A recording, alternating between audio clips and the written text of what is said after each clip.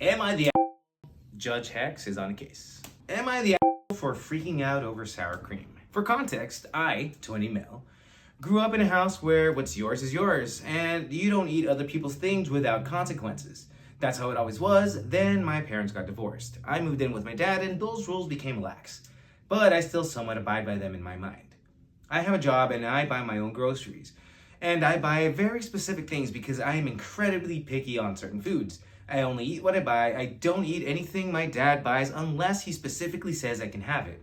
For additional context, my dad has a high-paying government job and I work at a gas station. It's a considerable pay gap. What I make in a week, he makes in 2 days. The problem is, with my future stepmom, she didn't have the same philosophy. Her family was big on sharing things, and that's good for them. I explained to her that since I buy and only eat my things, that I really am sort of territorial about my things. She said she understood, and that was that. However, she kept using my things, and when I'd ask about it, she'd go, "Oh, right, no apology, nothing." I didn't really have a problem if she asked if she could use my things, then I would know what to expect when I used it next. It kept happening, and it all came to a head when she used the last of my sour cream. Now, I always buy name brand sour cream because a slight difference in tastes with off-brand sour cream is enough to put me off and not want to eat it.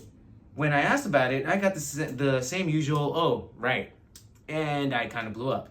I know it's a small thing, but I feel like nobody was listening to me. So I basically got called a jerk for freaking out over sour cream. Am I the Alright, so out of context, maybe you do sound like a jerk.